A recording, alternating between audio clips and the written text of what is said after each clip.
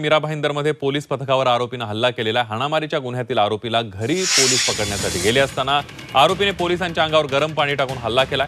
या घटनेमुळे police निरीक्षकासह 5 police भाजून गंभीर जखमी झाले। त्यामुळे जखमी पोलीस कर्मचाऱ्यांवर रुग्णालयामध्ये उपचार सुरू आहेत। आपण बघतोय मीरा भाईंदरमधली ही घटना आहे। भाईंदरमध्ये पोलीस पथकावर हल्ला करण्यात आला आहे। जखमी पोलीस कर्मचाऱ्यांवर उपचार सुरू करण्यात आलेले आहेत।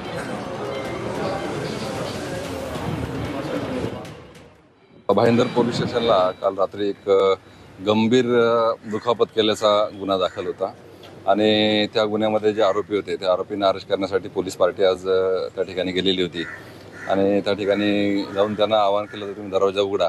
आरोपींनी दरवाजा उघडत नव्हते।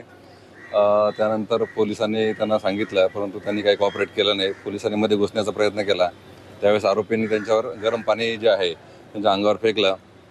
त्यात आमचे 1 अधिकारी आणि 5 कर्मचारी जखमी झालेले आहेत। त्यांच्यावर वैद्यकीय उपचार सुरू आहे। यातले आरोपी जे आहे 3 आरोपी अटक केलेले आहे आणि या प्रकरणाबाबत गुन्हा दाखल करण्याची प्रक्रिया सुरू आहे।